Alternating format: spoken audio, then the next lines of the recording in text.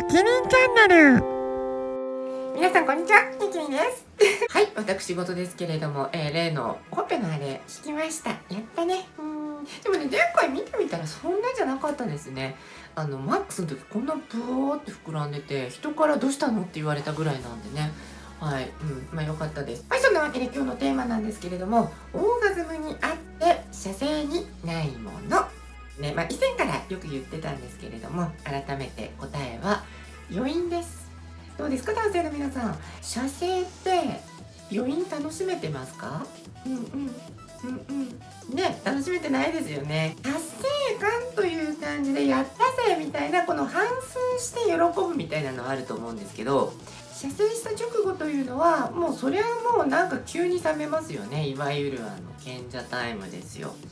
私はね、よく射精とはオーガズムではなくて生殖行為だよって分けて考えた方がいいですよって言ってるんですが、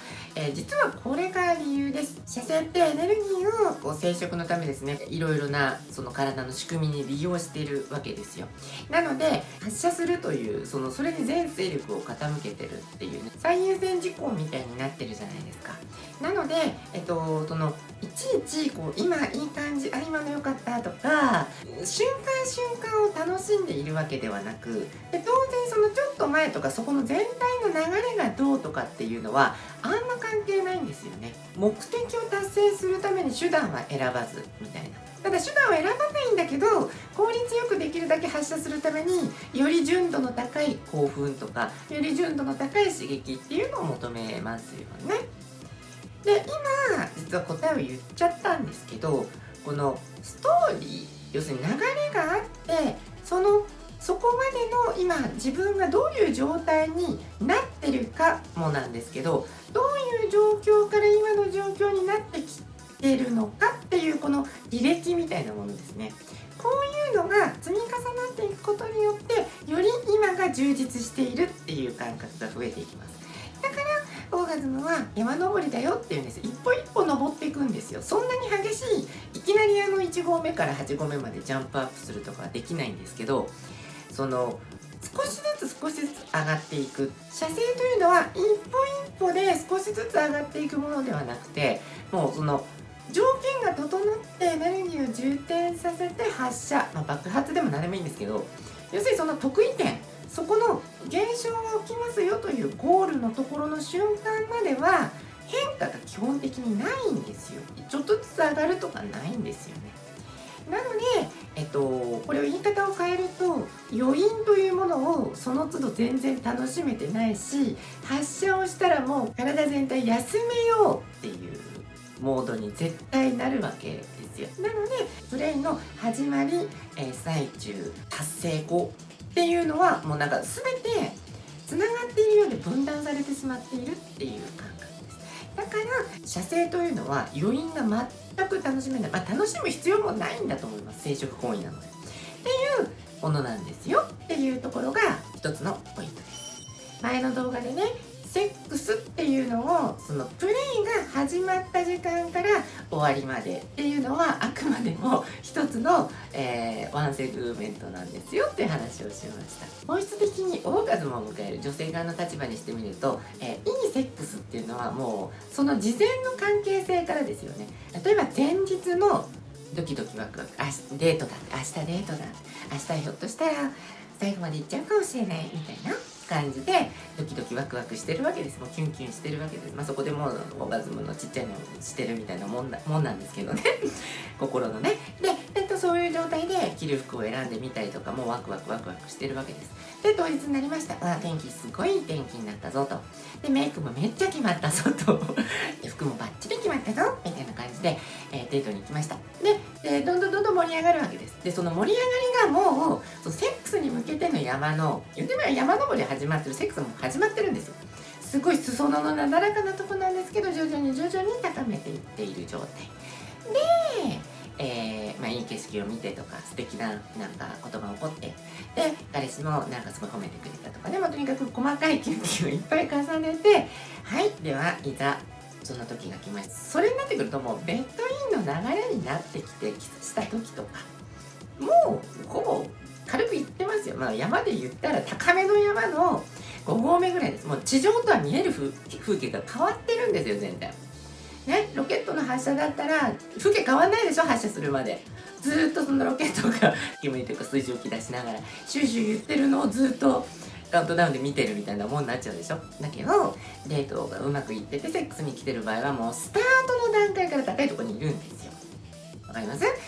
このスタートの高いところからいざ良いセックスが始まっていくとますます高くなっていくじゃないですか。でこの間中、つまり見えてる風景っていう考え方で言うと、その見えてる風景はどんどん一歩一歩上がっていくたんびにそんなに目に見えてぐいぐい変わっていくってことはないと思うんだけど、着実によりいい景色になっていってるわけですよね。でその状態で彼氏に全てを預けてでオーガズムっていう流れになってきたら、そりゃすごいことになるわけですよ。もうだって今日の一日の全てがそこに集約されて、もう全て預けてもいいみたいな感じで、もうなんか私ってなんて幸せなんでしょうっていうのはもう心が出来上がりまくってるから、そこで体の刺激が入ってきます。でその体の刺激も当然その登山の途中ですからね。そこでいきなり表現してジェントルだったのが粗暴な感じになったりとか淡白になったりとかしたら、それもいきなり崖が崩れてですね、落下してしまいます。けれども、そのテクニックの話とかじゃないですよ。要するに気持ちとか、例えば早い遅いとか、多少乱暴な感じとかをその演出的な部分でのってところとか何でもいいんです。そこは対話が大事っていうのはまた別のところで話してますが、そういうそのセックスの中の楽しむためのテクニックの話であって、そこをちゃんと踏まえてあるのであれば、そこまでのそのスタートからゴールまで、つまりそこがハイライトとしてもうすごい高まってる、盛り上がっててハイライトですよ。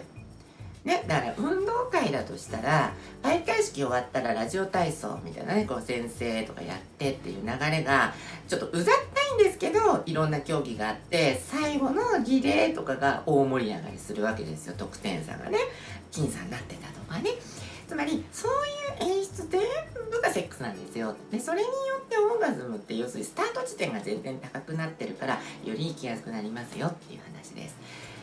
射精だけのね、ワンセグだけの考え、そして、アナニー、オナニー、なんでもいいんですけど、の考え方で言うと、やっぱし全然違うし、スタート地点、心がまず出来上がってないでしょっていう、もうすっごい低いとこからいきなり高み目指そうとしてるんだよ。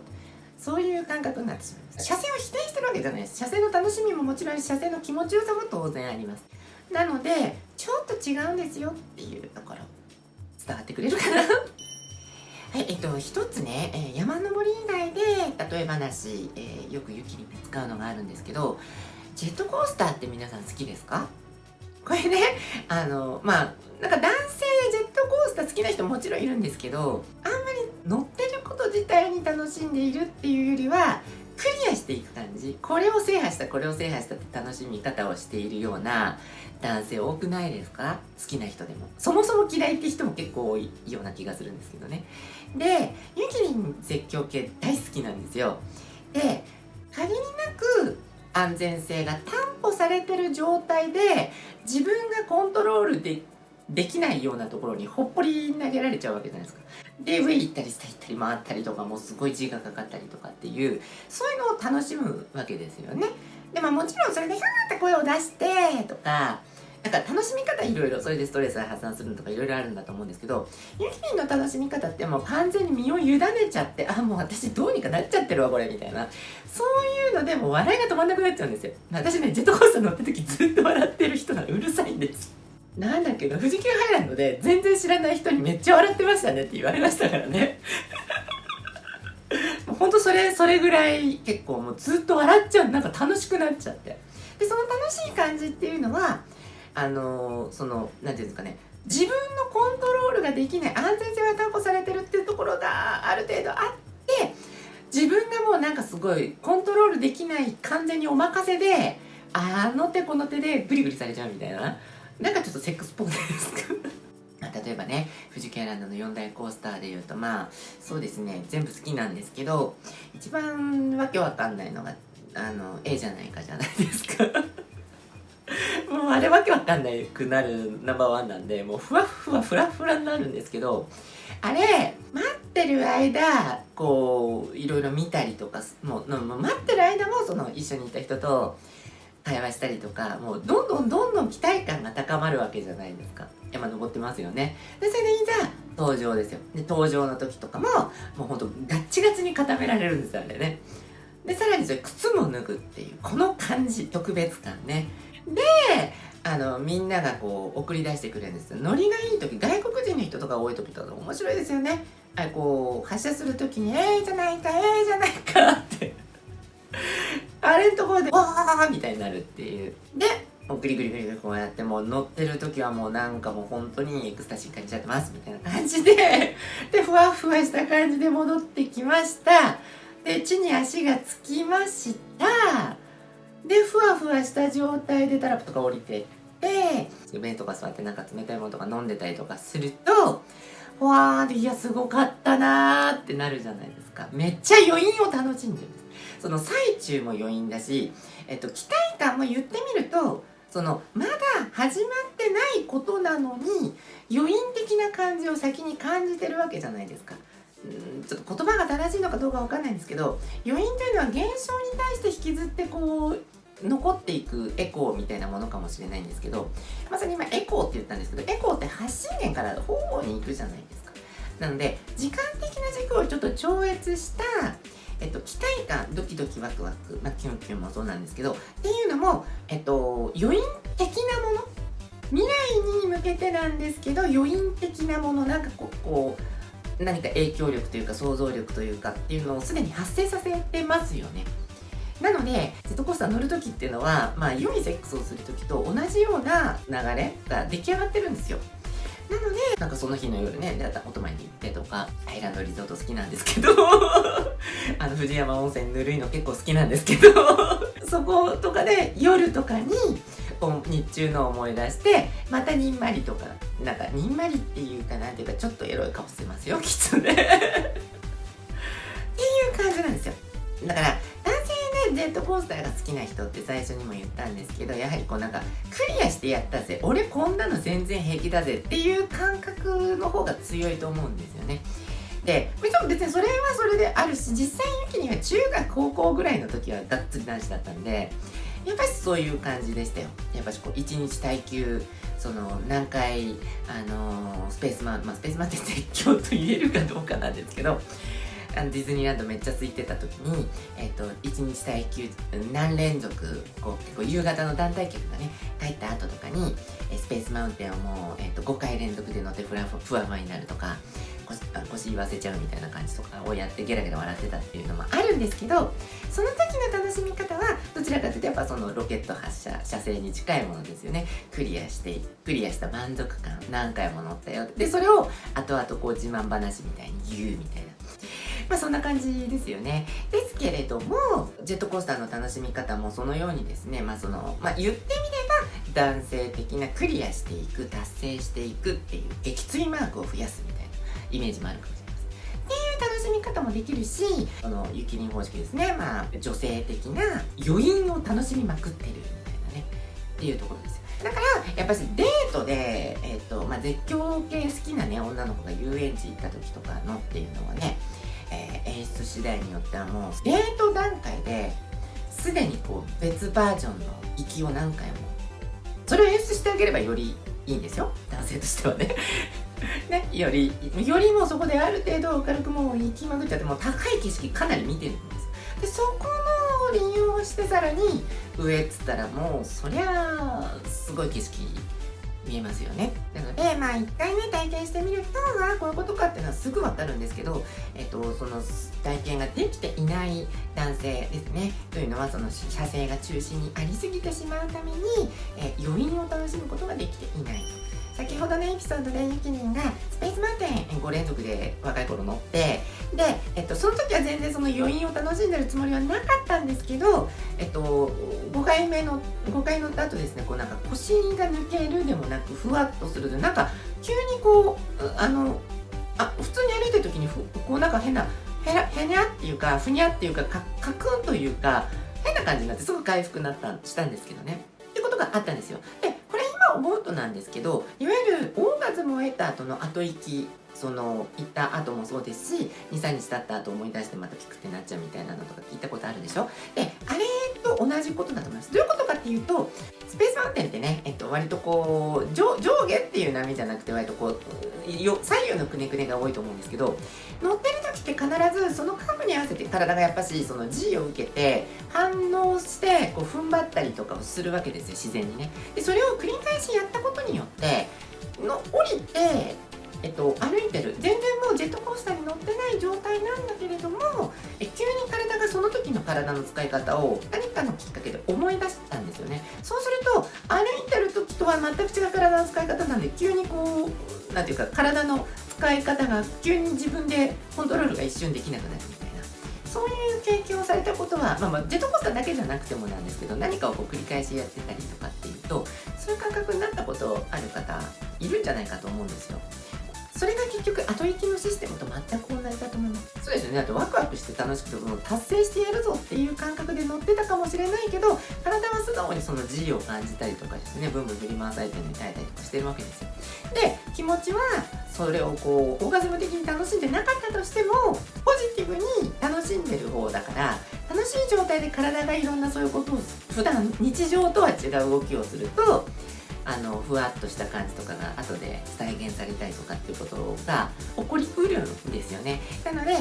やっぱりそのジェットコースターとかの楽しみ方というのはちょっとオーガズムに近いんじゃないかなと、余韻を楽しんでいるんじゃないかなということなので、ぜひですねその感覚を普段の、アナにでもオナにでも取り入れていただきまして、女性の気持ちオーガズムというのをですね、ちょっとでも感じてもらえると、結果として自分もオーガズムを迎えられると思いますし、パートナーに対する心を踏まえた喜ばれるテクニックが上手になるんじゃないかと思いますので、ぜひ参考になさってください。はい、そんなわけでキリンチャンネルでは皆様からのご意見ご要望など、どしどしコメント欄で募集しておりますので、気軽に書き込んでいただければと思います。気に入っていただけたらチャンネル登録、いいねボタンを押していただけると、激しく喜びますので、後でオーガズム感じちゃいますのでぜひよろしくお願いします。はい、そんなわけでお相手はゆきりんでした。じゃあね、バイバーイ。